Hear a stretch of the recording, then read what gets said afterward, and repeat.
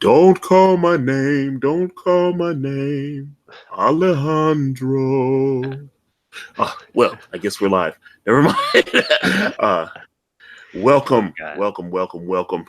Uh, how are all of you doing today? Uh, Hopefully, you're getting ready to go into a fantastic weekend. But if you're not, we're going to have some fun for an hour or so.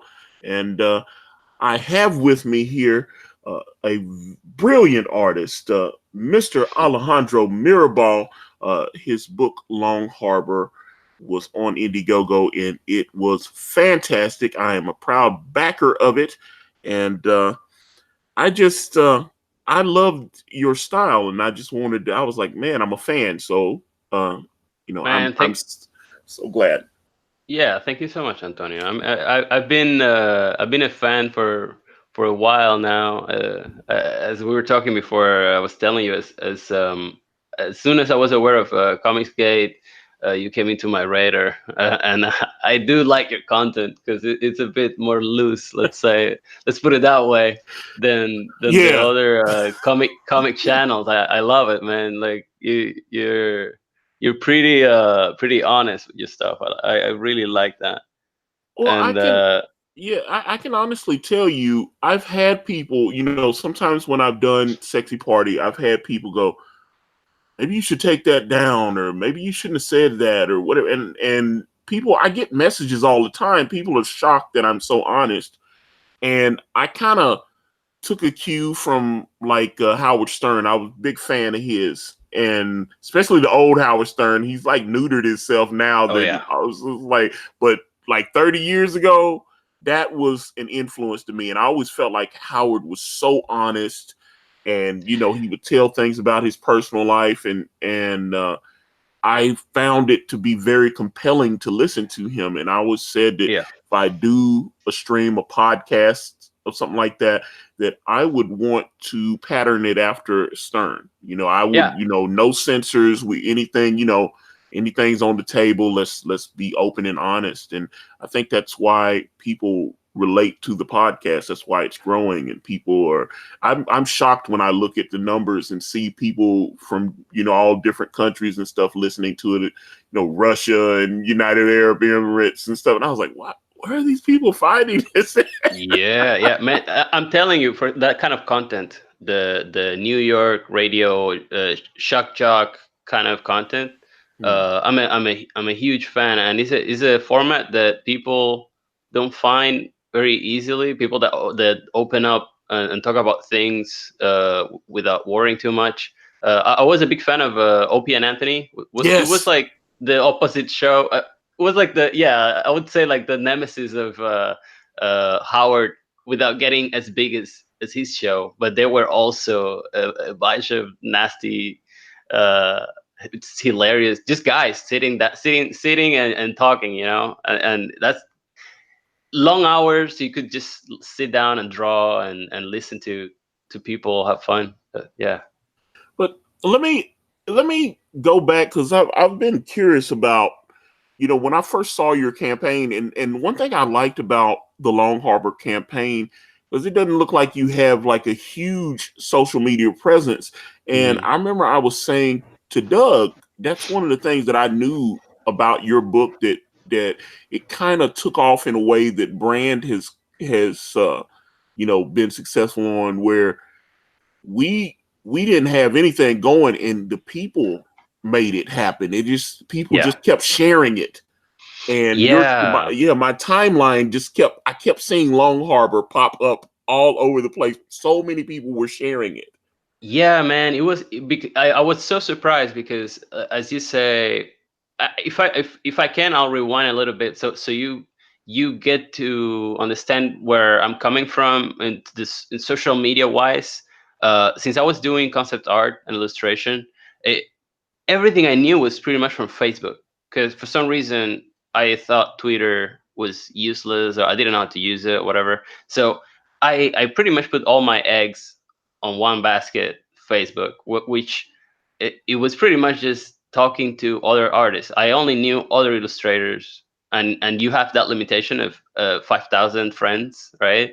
unless Mm. you make a page, which is not really, you know. So and then at some point Facebook did a thing where if you made off color jokes or anything too edgy, they would deboost your posts. So at some point I just started like, back in 2006 and stuff, like humor was a bit more open, eh? Oh yeah, And definitely. yeah, and so suddenly my comments were not getting any likes. My art wasn't getting. It went from doing very well inside the Illustrator community to suddenly kind of disappear. So I kind of gave up. I was like, okay, nobody likes my stuff. uh, this sucks. And I didn't know how to use Twitter, so I didn't. And then I started using Instagram a little bit, and Instagram grew to 7,000 followers, and I was Mm, very, yeah. very happy with it. And man, as soon as I launched Longharbor, which I spent like, I would say, like for real, probably 2 years just thinking about it, really just thinking what should it look like? How should I go about it? Should it be a comic? Should it be, because the idea was for Longharbor to be um, sort of art book with half of it is a written story, and the other half concept art, illustrations, maybe some sequential art, but it wasn't going to be a comic book because I who am I? How am I going to just jump in and make a comic book? I'm not a comic artist. Mm. um, and then I realized I can write very well, for people to read it as a book. I was like, nobody's gonna read this, so I better just show them with images. And and man, as soon as I also did my homework, right? I went to the biggest, like the friends, that people I actually knew personally that had the biggest following, and went, hey man, um, can you share this thing like it was yours? Like, can you please promote this as a friend, and they believe it. Apparently they believe in the project, and so it started there. It started on Instagram and Facebook, and then I jumped over to Twitter, which I had like 300 followers, Mm. and it blew up a little bit. Yeah, like it went nuts. My Instagram doubled follow. It's great. Like right now, when people want followers, I tell them just make a project and do an Indiegogo, and if it's good, you will get a lot of attention because Indiegogo is everyone goes there. Well, a lot of people go there just to check what's out. Absolutely. And I Nice. I would, like I said, I kept seeing I kept seeing your art pop up all over my feed. So many people were sharing it. I was like, who is this guy? I was like, I didn't know Yeah. who this guy. I was like, I didn't know if you were like some artist from DC or Marvel or any, you know what I'm saying? Yeah, And weird, man. all of a sudden you were at 4,000, and then you were at 8,000, and you were at 15,000. I was like, the thing just kept growing and growing, and I was like, oh wow. And I noticed, like I said, it kind of reminded me of how brand started, Yeah. where we were, all of a sudden we hit 1,000, then it hit 4,000, then it hit Yeah. 8,000, and then it just kept going. But I um mean, you guys have a beautiful looking product, man. Like Kanan, his skills are just disgusting. Like I look at his stuff and I'm like, man, what am I doing? What am I even trying? And so that when I saw that, like the real comic artists, the people that can do crazy anatomy super fast and on these insane inks, that you're like, I don't want to put color on this, and I come with my silly stuff. Like for me to make my stuff work, I need to put a lot of effort into it. I gotta draw it and paint it and add a lot of extra fancy stuff to make it pop out and look unique. Because if I just wanna like compete with the inks, nah, forget about it. Nobody's gonna pay for it, man. Well, that's one thing. People have really liked over, say, the last month and a half, starting to see Kanan's actual pencils as opposed to just the digital stuff that he does, Yeah. because that was something I fought with him. And I'm telling, when I'm saying me and him fought, I'm telling you, I've got crazy messages. I'm probably too hard on Kanan. I love Kanan. but it's very frustrating sometimes. And I tell him this all the time. He's so stubborn Oh in man. how he wants to do certain things. And then I'm like, dude, you're a brilliant artist. Yeah. And I had saw from maybe 8 or 9 years ago, um, I saw some of his old pencils, and I was like, man, this stuff looks great. And I you know, when I first approached him about doing some concept art, because I hadn't, I had my story, I knew the story of Brand, but I didn't have a script yet, Hmm. and I just kind of had a story treatment. I had my notes and the basics treatment for it, but and I would try to explain to artists um what was going on, and I'm telling, I said, okay, so I got like a fat beekeeper, and he becomes this big muscular guy, and he's got this floating man, and it's more I explained it, it just sounded insane. Yeah. It Brand, when I try to explain it to people, it just, they don't get it. And Yeah. then I approached a few artists, trying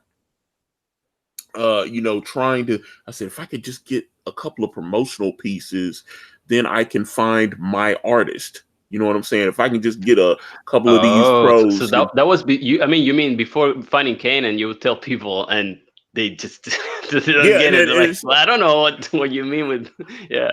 yeah, okay, because I started, and that's what brought me to Instagram. It brought me to Instagram because there's so many artists on Instagram. That's right. um, you know, Especially the old days where it was primarily set up just to share pictures.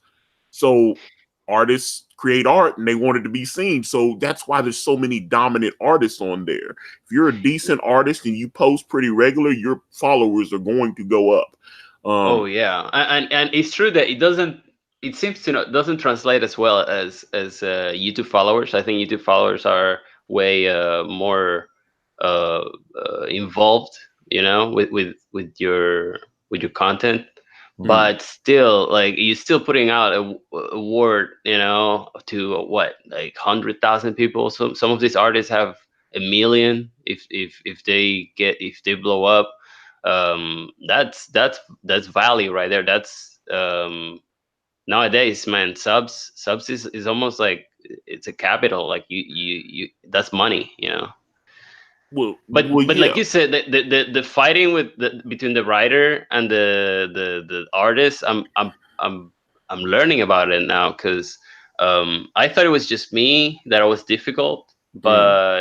but it seems to be a common thing. And me, I'm a Nash, my writer. We fight, man. We fight, like not anymore. Like we don't fight as actually, we kind of got used to it, and we're in production mode, so now we're fine.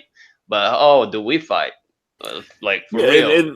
and I've had people, and I've said this, and and Kanan laughs when I talk about it, but I was like, man, I send Kanan I was like, Kanan, what are you doing? It's like crazy messages and stuff, and I'm probably, and like I said, because I love him so much, I'm Hmm. probably too hard on him. Um, but at the end of the day, he always comes back and he goes, "All right, you was right on that one." Yeah, yeah, yeah, yeah. And I was It's the same thing, man. He would tell me like, okay, I want this scene. Like this scene makes sense this way, and I would throw at him like a different panel that I just didn't want to make his panel, and he would send me, because that's the thing. I think in this kind of relationships, this one guy that needs to be the kind of like the passive, like not passive, but less aggressive. If you want to get where you want to, where you want the thing to go, you need to take the long route and be like, all right.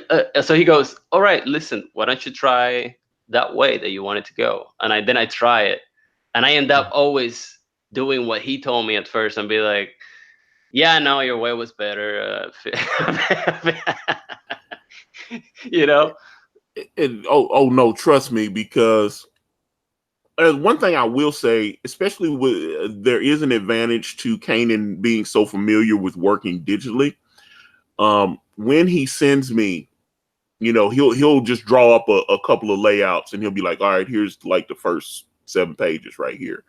And he'll have it, so it's kind of like storyboard, and you're just kind of going, I was like, okay, yeah, cool. And those all look really good. And I'm like, oh man, that looks good. Okay, we're going to have a problem here. Oh boy. And, and it allows him to, he can go in, because even on the traditional pages that we're doing now, because we sold like, what, 12, 13 traditional pages. Mm-hmm. And, people were wanting that art. So we had to go in. He'll still do the layouts, because I think I've got layouts up to like page 41 right now. Mm-hmm. And he'll go in and do the layouts, and then he can tweak everything digitally. And then he'll, just print out the blue line onto the board, and then he'll start working. And then he'll go back in and ink it digitally after he does the scan. So Oh, I see. So yeah. So he was doing the pencils by hand and then inking them digitally. Is yeah, it? on the pages, because the majority of the book is done. The majority of the book has been done digitally. But when we launched, because I was just trying to offer an incentive to backers, some of the more high end backers, as they got to know Kane, and they started like, hey, I want some of your art. And since Kanan works digitally so much, I was like, you know what? If we do some traditional pages and offer them for sale, we had them up for 500. And I Yeah. was like, we can offer, and we kind of, because like it's a 48-page book. And he was like, okay, I could possibly do, Few. he was like, he said, I'll do 20. He said, I'll offer to do 20 pages traditionally, and then the other 28 pages will be done digitally. And I go, okay. And then I wanted the cover. So I was like, okay, well, I want the cover because, it's my first book. I want to have the covers. I own all the covers, all the variant covers, the brand. I own all the original art. Cool. So I've got the Manasseh Johnson, which Manasseh Johnson's a brilliant artist, and he's got like 57,000 followers on Instagram. I gotta And check him out. oh, he's good. He's done some work for like Kevin Hart and a couple of, it's like What? yeah. He did some he did something for Amblin Entertainment. Steven Spielberg's company reached out, and they were asking if he would do they re-released old Robert Zemeckis film. It was his first film from like 1978, 79. It's called I Want to Hold Your Hand, about a group of kids that's going to a Beatles concert. Uh-huh. Like I says, it was the Criterion edition of it on Blu-ray. And he got hired to do this big mural, and I mean, it's great. And he, they sent him some comp DVDs, and he signed one and sent it to me, which I loved. But he did some work for me, and then I hired him again to do work for a friend, just to to give him a present. It was fantastic. Everything he's done for me, I really, really loved it. And then, I had him Kanan drew a piece with Don Craven, out hunting with Morgan and Penance. And then I had him reinterpret it more in kind of a cartoonish kind of anime style. And I Mm-hmm. thought what he did, it really turned out fantastic. So Yeah, I yeah. was really, That's kind of fun when the cover. I mean, yeah. I don't know. Like I always like the cover to reflect exactly what's inside the book because I hate when the cover is. I see that all the time. I see a cover, it blows your mind, and then you open the book and it has nothing to do with it. But if it's the same quality, like if it's still good, but with a little different style, I like that. I like that a lot. Yeah. yeah. And some people didn't get it because, whenever that's one thing I will say about anything I post about brand. everybody's got an opinion. Oh yeah, yeah. Everybody's got an opinion. And okay, hold But on. I that, got a but super chat from uh, Michael Easterwood. Let me see. He's I've backed Comicsgate 111 times on Indiegogo, many projects more than once. The 3 projects I'm most excited to hold in my hand are Brand, Longharbor, and Lair. Keep up the good work, you guys. oh I have hell yeah, had man. Mr. Gilbert Deltrez. Actually, I think I was the first person to put Gilbert Deltrez on the air. I had him on my channel last year when he had Lair. I was very happy that he was able to be successfully funded. But yeah, I'm proud backer of Longharbor.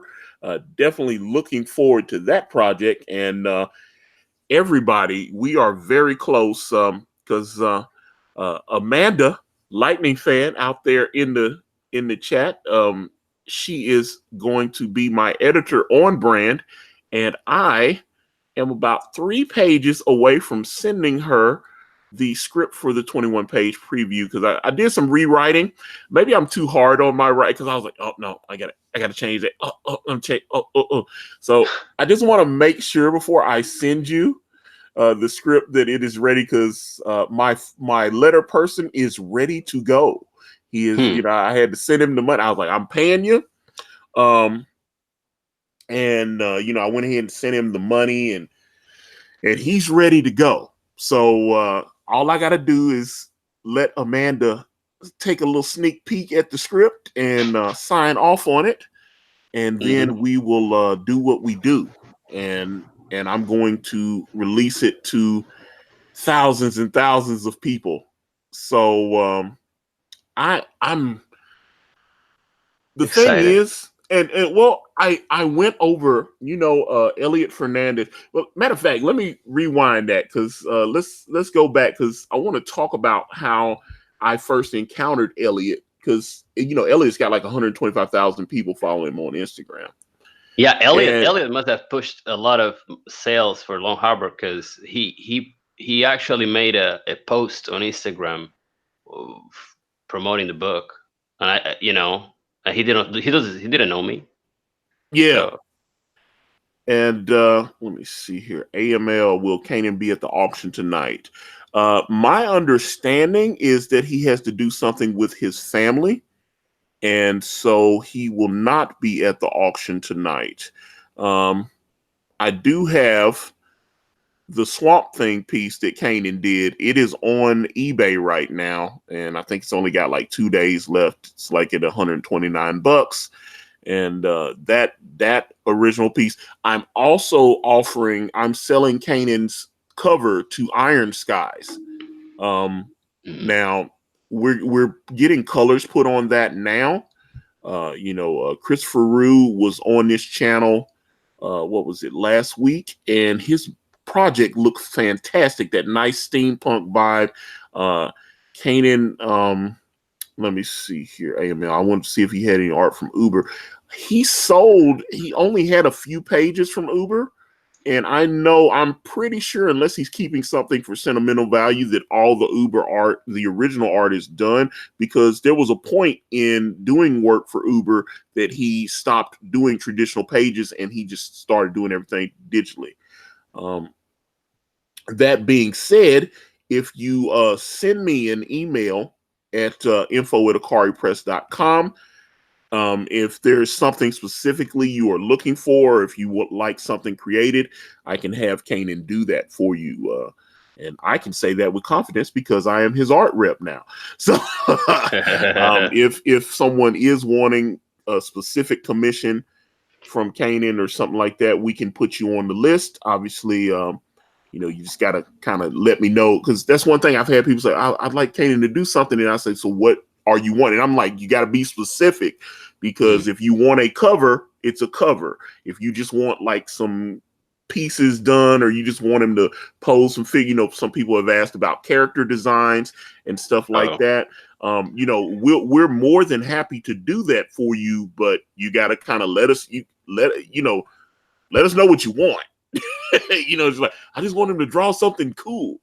no, I'm be Okay. honest too, because sometimes that's something I have with clients. they will go, "Hey, how much for a cover?" And I throw, the rate, right?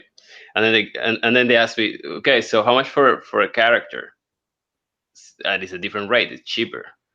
Well, And let then they me go, "Can give I you just put?" no, go So, ahead, my man. no, no, no. Sorry, I was just saying, like, sometimes they just ask you for a character and put him as a cover, which is, it's like, bro, that wasn't what I made it for.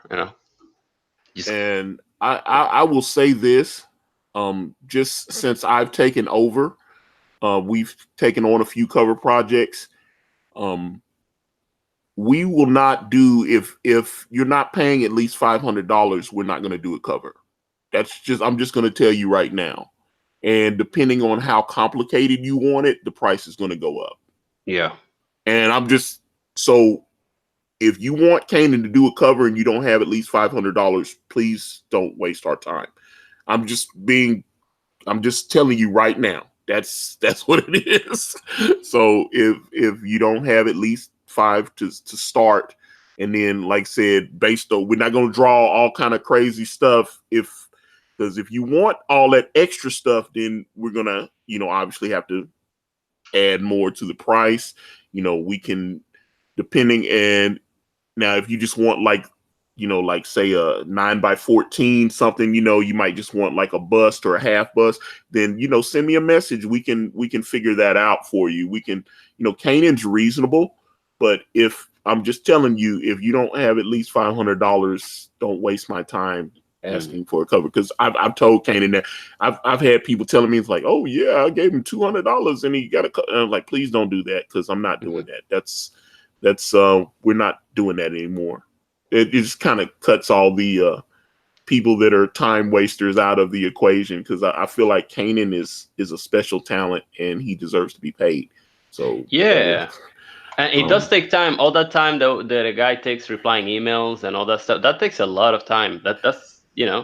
and yeah, and that's one of the things. Kanan was like, dude, I just don't have time, and if you could take over for me.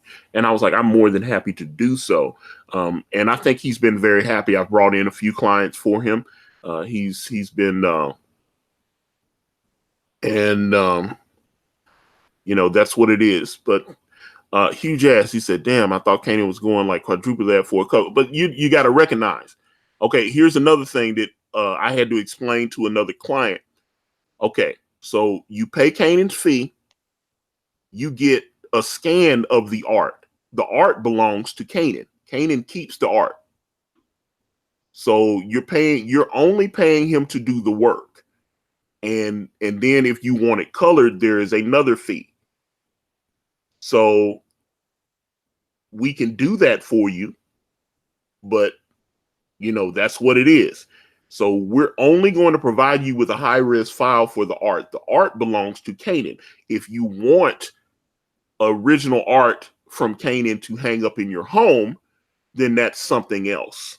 And then we need to, like I said, depending on what you want, I can put you on the list and we can work that out. But if you want a cover or something like that, then that's what it is, and that doesn't give you, say, the right to publish said art and all that kind of. That's why, I always try to make sure I am very clear when I'm talking to people about the business, because that's one thing. Kanan was very happy. He was like, I will say, when you handle the business, you handle it. And I was like, that's why I make sure I speak very plain.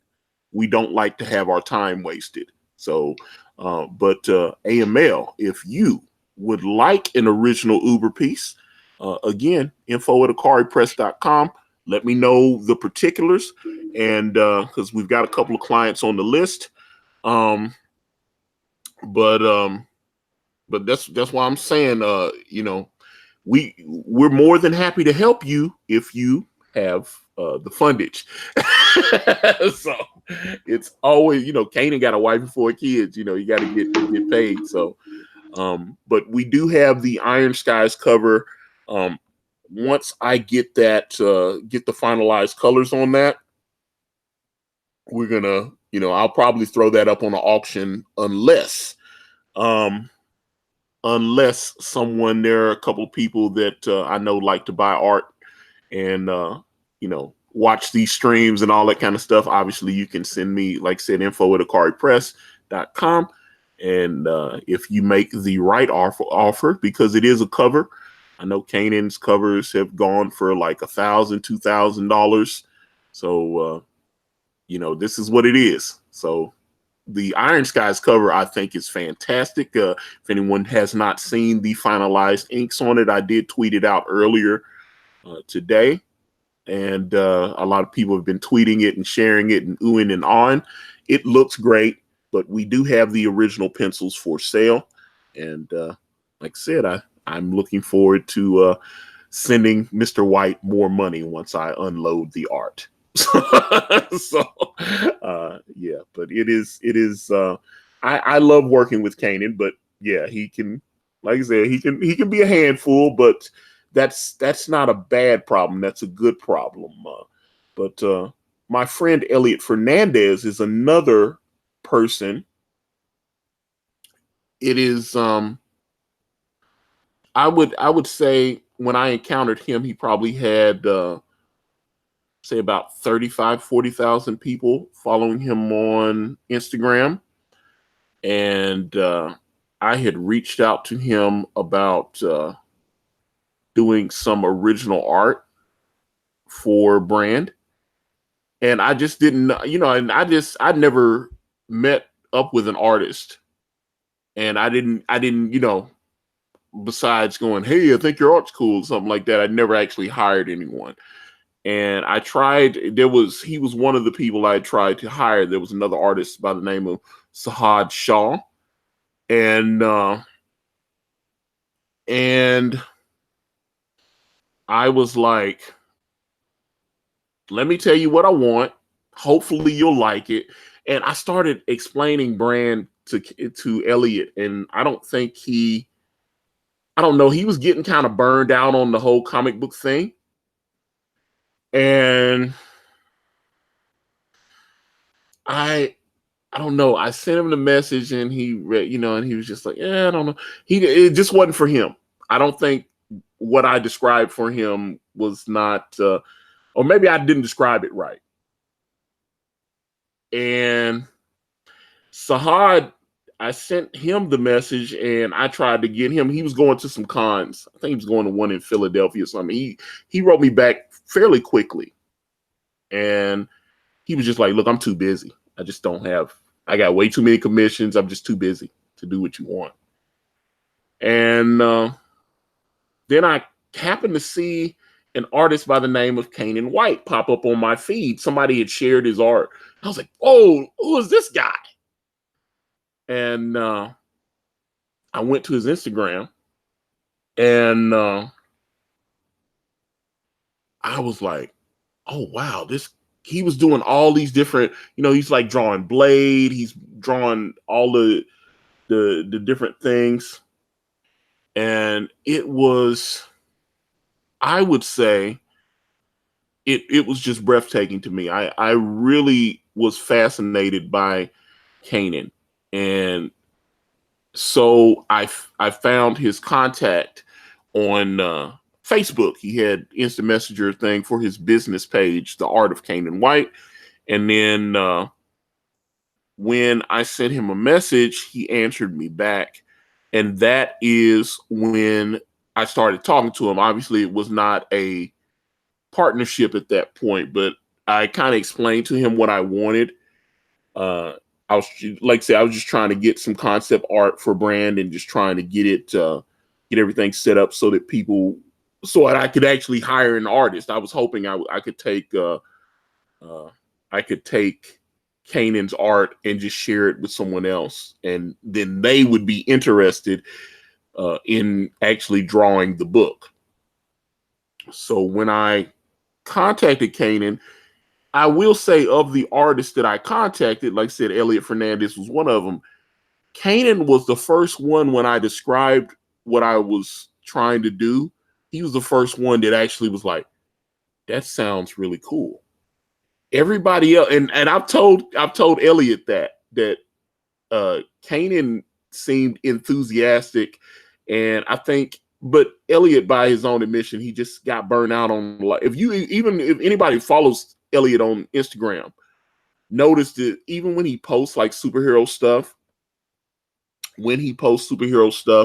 he tends to draw a little. He's doing watercolors. He's not interested in doing just straight up superhero stuff. And I think Doom Kicker maybe appeals to him because it has more of a supernatural type vibe to it. He just doesn't want to do capes and cows and superpowers and stuff like that. So, I described my madness to Kanan, and he was like, man, that sounds really cool. So I think I can draw that for you.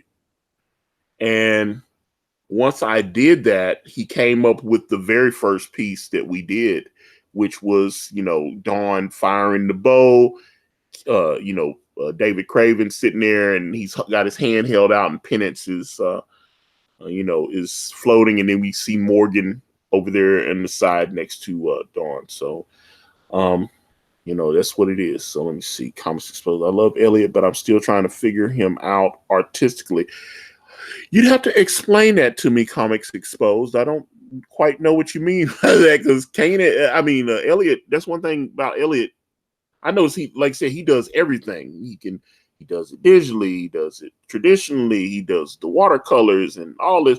I mean, just a great talent. I that's one thing I'm telling you, he's like jack of all trades. He's very talented.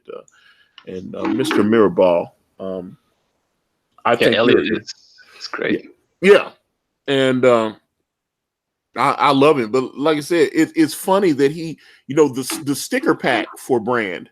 There's a sticker pack that our backers unlocked, and I brought Elliot in to do.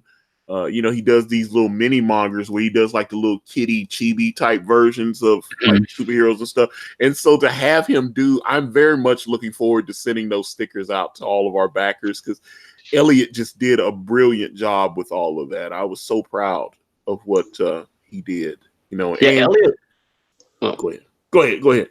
No, I was just saying, Elliot seems to be, like, when I see his work, it seems to be that he haven't gotten, like, he's still going somewhere. You know what I mean? Like, I think I see him doing something a bit different at some point in the future that's gonna blow up or something, because he's so good. He's trying to figure it out, though. I can tell.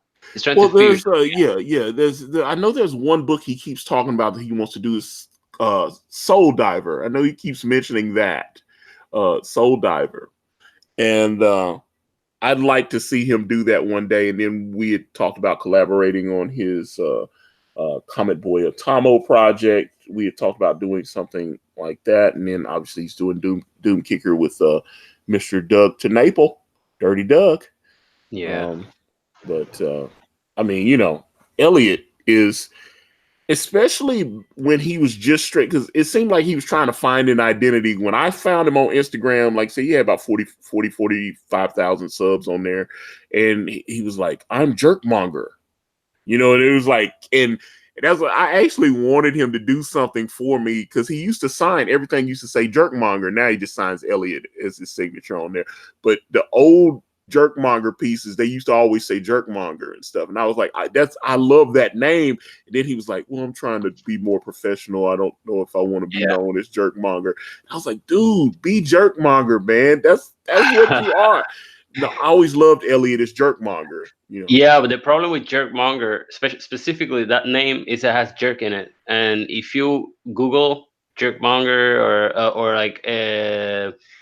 like all search engines on websites and stuff, as soon as you put jerk in, many of them, it's gonna push that thing away. It's not gonna let you find him properly. I think his name. It's true that Jerkmonger is way more fun and catchy. Elliot Fernandez is just another Latino name. But at some point I saw that trend, like back in 2004 to maybe 2010. Every artist just had an alias. Nobody was putting their name. And at some point, but it was hard because nobody really knew who you were. And at some point, everyone just stopped dropping their names. Just change everything with their name. I still get messages. Oh, I remember when you were whatever alias I had. I'm not gonna say it here. Well, the one guy that I think is a big a big example of that is on Instagram, Boss Logic. Mm. And he's got about 800,000, a million subs on subscribers on his Instagram. And I mean, he did some of the promotional art for Avengers Endgame. He had like the poster and stuff. He did like some of the promotional. And I'm like, when Marvel calls you up and is like, hey, we want you to do the poster. I was just, and then like he got flown out to go to the premiere. I think he lives in Australia, if I'm not mistaken. But yeah, they flew him out, and I was like, man, he's getting I was like, but he's digital artist, brilliant, man. The dude, I'm a big fan of his. He takes all that stuff, and he's just brilliant. He does comics. What it's just it looks like he does like comic book art, like, but not. He's not a comic book artist. He does like digital concept arts, like say, like when Robert Pattinson, they said, oh, Robert Pattinson's going to be the new Batman. So he does a lot of photo manipulation. So he took a photo of Robert Pattinson and like drew him, and like manipulated it so he's Batman with the cowl and stuff. That kind of stuff. It's like, this is what Robert Pattinson's going to look like as Batman. And he makes it, because I wasn't exactly sold on Robert Pattinson playing Bruce Wayne. It just kind of, I was like, oh, okay. He's Batman. That's the Twilight guy? Yeah. But Boss Logic's art looked really cool. And I was like, oh, okay. Well, maybe I can see if I didn't see Twilight, if I hadn't seen Twilight, I would be like, whatever. Yeah. Sure. But he's been in some other stuff. He has a jaw. That's all you need, really. Yeah. What is it? They say you just cast Batman for the jaw. So let me see here. We got huge ass in the chat. So let me see. He says, so you pay $500 for a cover for your Indiegogo, and you sell the book with that, or just promote it. Well, your cover should definitely be used to promote the book, but I definitely think you need to have one thing. I can tell you from putting my campaign together, I wanted to have more than just the one or two pieces. I wish I had some of the internal pages, but I had a lot of promotional, pin-ups and stuff like that.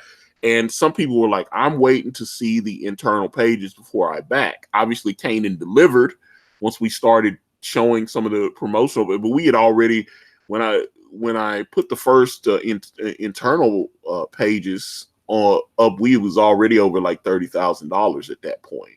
So it was, but your cover is so important. So I've seen books with great interior art and bad covers, and I've seen books with great covers and horrible interior art, and so it kind of works both ways. I think let me see here. Another huge ass, he says, which character in Brand took inspiration from Kraven the Hunter? That would be Lionel Solomon, who is the leader of the Covenant. So Lionel Solomon, you will see him. He is all over Brand, and I am weaving a web with him. But I think I enjoy the Covenant. I enjoy getting into their. I feel like it's something that I heard like Quentin Tarantino say, where he's talking about when he's writing a movie. He's like, he doesn't actually just try to write out a script. He said he just gets to writing, and then the characters kind of talk to him. And then that's how he kind of lays everything out. So I think as I was writing this first script and as I began planning Way of the Gun, I think that's kind of where I've gone. And the good thing is, when I'm doing all this, I'm trying to figure a way to not bore Kanan, because that's one thing I've noticed. When Kanan's inspired, his energy's much higher. He's like, oh man, that's oh my, and I think even like when you look through the first few pages of Brand, you got Dawn hitchhiking, you got, she's getting picked up by Edwin Boyette's character, and then she's off to Detroit and doing it's not a bunch, because that's I've tried to explain this to people. If you're looking for like crazy superhero action, this isn't. It's going to be. Brand is more about normal everyday stuff. The action happens. The superhero stuff happens around that. So you'd see like Dawn and David like arguing at the dinner table, and then they'd have to jump into action and go on a job. That's more what Brand is going to be, as opposed to we're jumping off a rooftop and boom, this is happening. That's I don't want. So I've tried to. I think one thing I've thought about, although I am very much looking forward to hearing how everyone reacts to these first 21 pages. I've tried to explain Brand is just different. It's not a typical superhero story. Um, but the second half of the book, we've got a lot of superhero stuff in it. And you see werewolves and vampires and different like mages. There's all kind of magical. I think we've got some really cool visuals that Kanan will be doing, and I think people will be excited by it. And that's I don't I do think, especially when we get in the way of the gun, I think you're gonna be really excited about. I think everything's gonna be, if we're on a 10 right now, we're gonna go up to at least a 12 or a 13. So I don't know. That's just my thought process. I'm talking too much, Miss Alejandro. Oh no, it's fine, man. I know you're doing you're doing the thing. Yeah, yeah, it's cool, man. I was already looking at a chat over here. But Uh, I did want to ask you though. So the story of Longharbor, how did you come up with that? well, I didn't. I came up with the idea of the kind of the mood of what I wanted, all the elements that I wanted in the story. The protagonist and the daughter and the monsters, the setting, pretty much. But the story itself, I knew it had to be a journey, like a kind of a hero journey. But I didn't want like I wanted people to kind of um, relate to the guy, but in a bad way, you know. Like Mm, I wanted the main character to be not an anti-hero, but definitely not perfect. And and then I gave that to a writer at first, and we had I did an outline, he did an outline. I wrote a few scenes. We got together, and and we came up with something pretty interesting, but it wasn't really what I was looking for. The type of horror wasn't the what I wanted. So later I stopped that that partnership and started doing it myself for a while. mm, And yeah, and until I found Nash, and I gave it to him, and he made a really nice outline, and gave me some really good ideas, and I trusted him. uh, the guy could really he wasn't taking it over, he was just giving me the few pieces I had to put together to make it work. mm. Because I'm very visual, and the guy, he he can tell a story and sees the whole arch from a mile away, and I'm very in the moment kind of thing. So I can't. That's why I can't write very well. But I can make badass scenes. I do enjoy that. If you tell me, go scene by scene and make me like it will take me forever. I probably won't finish the story. It won't go anywhere. But the scenes will be good. Yeah. Oh, okay. So let me see. Yeah. I see a interesting question from Hugh Jazz. He says, Alejandro, is your story, is your setting a character itself in the way that Rapture was for Bioshock? Yeah, definitely. I see it as a unique setting. It's not something. I treat the setting the same way I treat the characters, the creatures, in the sense that there is I limit it to a specific um, specific mood and certain things that I know don't exist in that world, or things that I add to it that make it a bit unique, that when you see a page you're like, oh, that feels very Longharbor-ish, you know. I want that. I want every page you look at, it feels Longharbor. So you always refer to it, you know, like when you look at Hellboy page.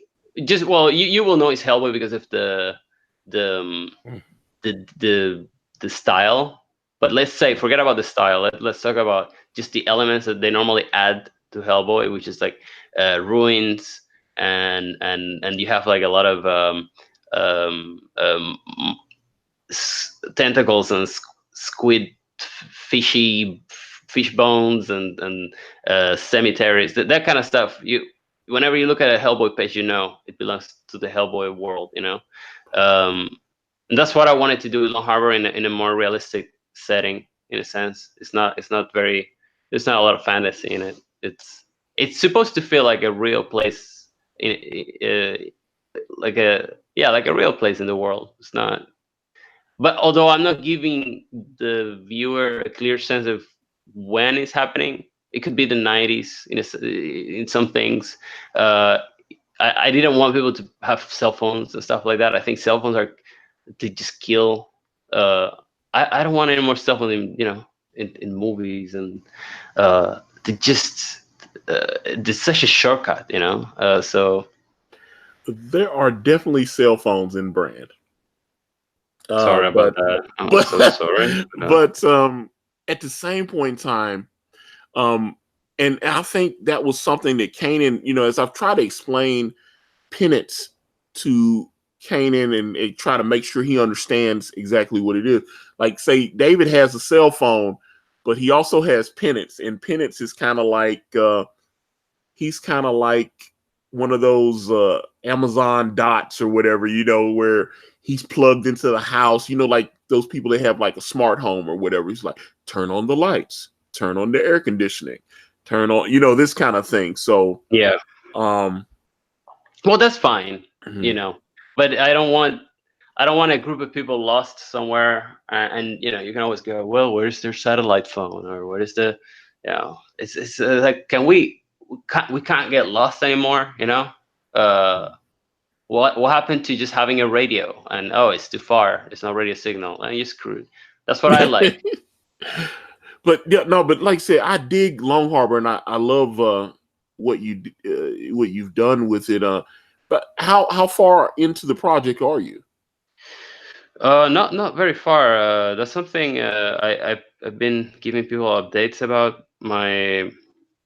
I'm very slow, man. I've discovered that I'm a bit slower than what I expected, and not just that, but a few family things have come up lately, and just house things that slow you down a little bit. Oh, But trust me.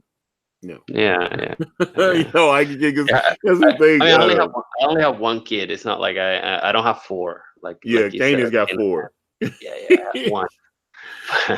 Uh, but yeah. And also you mix that with the fact that I've never done a comic before. Yeah, everything feels bigger than, too much to chew sometimes. But I take it one at a time, and I'm not obsessing with, oh, today I gotta ink one page. I'm just, as long as I'm going forward, I'm happy, because I know it's gonna get done. But yeah, because if I start obsessing with time, then it's another stress on top of everything. It's like, oh, I'm late, So yeah, yeah, that's trust where me. I'm at. Yeah, I I can I relate. yeah, I inked a bunch of stuff. But then sometimes because I do inking, I do painting. Sometimes I color a page fully, and then I will leave one panel that is just a sketch, because I still don't know what I want to put in that panel exactly. I put it. I thought I knew in the thumbnail, and when I'm doing it, I don't like it. And right now, I can't. I would like spend too many hours just thinking about it for a damn panel that people are gonna look at for a second. So I'll just jump to another page, and then I look back at it, and maybe I already know, you know. Yeah, no, no, I'm a mess. I'm a mess. I'm not, you know. Uh, bear with me, you guys. Okay, so let me see here. Okay, so a new disguise in the chat says there was a nasty rumor that you got a community strike. That's not a rumor. That happened because when I was streaming the other night, I accidentally shared when I did screen share, I was trying to show some comic art. And when I did the screen share, it posted the URL on the screen, and someone, rewound the video and pulled the URL for the Hangout. They came in, someone that's and people don't understand. It's like most of the people they would think that most of the people on that follow my channel and stuff, they're supporters and fans of mine and whatnot. There are people that watch my videos that hate my guts, and I know this for a fact. You get some hate watchers and stuff. That's the thing about that. It's one of the things that I find kind of annoying. You post, that's why I say every time I post something, um, people are like, Antonio, Kanan's a great artist, but I think he should change this, or maybe he should add that. And I was like, Hmm. all that stuff drives me out of my fucking mind. It Yeah, but really that does. that comes with the fact that your project is independent, and your clients are a bit of, they feel like almost like your partners in a Mm. sense. So you'll get it probably more than if some publisher just grab your book and publish it, and it's like a faceless product. But here they know you, they see the process, you make them feel part of it. So yeah, you're gonna get a lot of that. You're gonna get, of course. Yeah. But I mean, what I'm saying is like, okay, you got to let me finish the project before you know what I'm saying? We're still Oh yeah. creating it. Yeah. And Yeah. so, like, if I create the project and then it's just like any book or movie or whatever, once the finished product is out there, then I expect the critiques, good and bad, to come. But when I'm putting it out there and it's not done yet, and, I'm like, okay, so this is like, say, like page one, there was so many. It's like, oh, this isn't accurate. Oh, this isn't colored the way I like. Oh, this isn't, and I'm like, shut up, shut up. I'm doing, because at the end of the day, I'm the person that's going to make the final decisions on everything. That's what, Yeah. Kanan turns his art in. He'll turn his rough stuff. I'll look at it. If there's something that needs to be addressed, we'll correct it. But when I have final say on everything, final line art, final colors, script, I'm handling all that. So Yeah. at the end of the day, I can 100% say that the book you're going to get is going to be me. Hmm. That I can honestly say that. Um that's what it is. I mean, this, if you're paying me to get my version of a story with some cool cane and white art, then you have to let me do that. So um that's that. People's like telling me about, oh, I don't like this name of the character, I don't like this, I don't like that, and I was like, yeah, I get that, but this is why it's my story. You should create something and name your characters what you want. Yeah. I Yeah, I do that's the believe thing that. with all the criticism, which is so normal now online with movies. And yeah, I get it. Franchises have been to for a long time out there already have kind of a way a way of being that if you change it, the fans will criticize it. But you shouldn't do that with a project that like an independent project that's new that someone is making. You gotta wait. You gotta wait and see how it holds up. Cannot cannot be always trying to get exactly what you want. The artist needs to have a bit of space to shock you a little bit. Like you don't always have to like everything. Well, the biggest thing, like, Well, I know like the big controversy with the early pages is when I got the art back, and all of a sudden I noticed that Kanan had put this tattoo on Dawn's stomach, and I was like, "Where did that come from?" 'Cause I was like, she had this tattoo that said "Lucky" on her stomach, and I was like, and it was cringeworthy. I was like, "Why does she have this tattoo?" And it, she had the midriff. The page looked great, and then all of a sudden I look and it says "Lucky" on her chest, and I was like, "Why does it say Lucky on her chest?" Um, Yeah. and because we have this, the book opens up, and you know, it's in the past, so Dawn's not adult Dawn that's married to David, and they have children and all that kind of stuff. So this is kid Dawn. She's a kid. She's only 15 years old. So the adult Dawn, we've shown pictures of her, and she does not have that tattoo on her. So I was like, where the hell did that tattoo come from? And I'm like, because the adult Dawn, you like showing women's midriff and all that kind of stuff, and her chest, her stomach is tattoo free. So I don't understand where the Lucky tattoo came from, since it's the same character. He's like, oh well, she could have had the tattoo removed when she got older. They do that now. And I was just like, I don't know. And everybody was like, that didn't work for me. I just didn't like the idea of we just go get laser surgery or something and have it removed. Yeah, I mean, people do that, but Yeah. and then other people were like, just tell your colorist to get rid of the tattoo. And I don't know. I have too much respect for Kanan to alter his art. I feel like, I don't want to impede his voice. Mm-hmm. He's brought so much to our collaboration, which is why, originally I owned Olive Brand, and now Kanan owns part of it. That's because he truly deserved a piece of it because of all the stuff that he brought to the table. So I was like, okay, so instead of me just paying you, you're my partner now. Well, yeah, this is something that I experience with clients. In this case, you would be the client, right? Hmm. Where they come with an idea of, and my job is to create, like, bring that idea they have into life. But I feel that the best results is always when you let the artist add a little bit of themselves in it, because they are involving themselves in your project so deeply, because everything that you're telling them, they have to imagine it for the first time.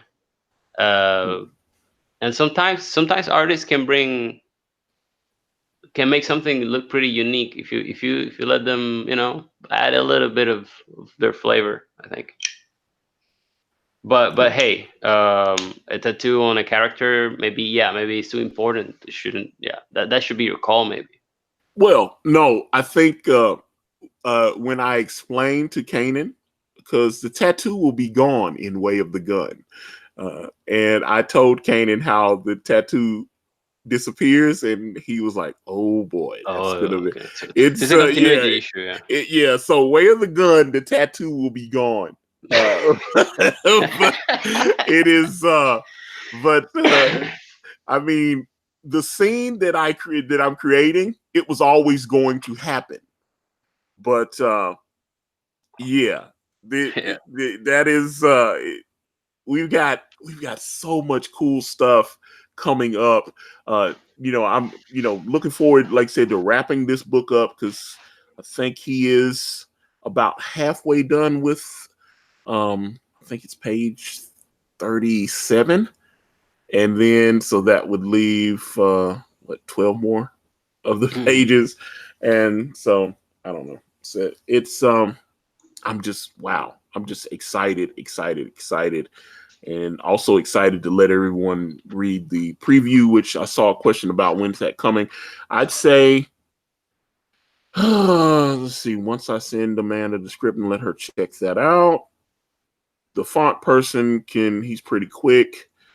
I know probably the first week that the preview is done, I'm not giving it out to everybody. I'm only going to give it to a couple of media outlets. There's a couple places that were wanting to look at it and do like a review. So I know one of those places I'm going to give is Bounding into Comics. So Bounding into Comics, they've interviewed me and featured Brand a few times, and definitely really like John over there. And so Bounding into Comics will definitely be one of the places that gets the Brand preview before anyone else does. And a couple other places that had, asked if they could check it out. And then once we get all that set out, then everybody gets it, whether you backed it or you didn't back it. Anybody will be able to read the first 21 pages of Brand, just like they did on Cyberfrog, which I really enjoyed Ethan's Cyberfrog preview. I thought the art looked fantastic. And, I think I'm really excited to see the entire book. And not only that, and then read the sequel, Wrecked Planet. I think he's got some really cool ideas coming up.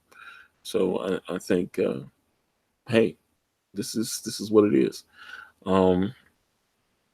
Let's see. Pete Marquez, will Rich Johnston get your media preview? I think you understand the answer to that question. Rich Johnston is hey, there's a lot of people that go to Bleeding Cool. I would not, if I thought he would review it and be fair, it's available. It'll be available to him. I'm not going to send it to him, but it's going to be, I've noticed, like when the images from Iron Sights first started coming up, those people like Gail Simone and Rifamus and all those people, they had the pages and they were sharing them all over Twitter so that, people will look at Brand, and I'm sure someone like Gail will look at it like, look at that. That's horrible writing. All that, they're going to take it, and they're going to, just like with Ethan's Cyberfrog preview, they were like, man, this is terrible.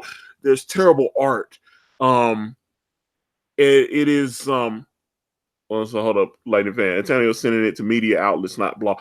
Well, Amanda, that the blogs are media outlets as well. That is like if you have a following on social media, whether it is a YouTube channel, a streaming service, whatever it is, and you have an audience and you want to talk about Brand, I am more than happy to let you get the first eyes on the, because I'm just trying to get more eyes on the book.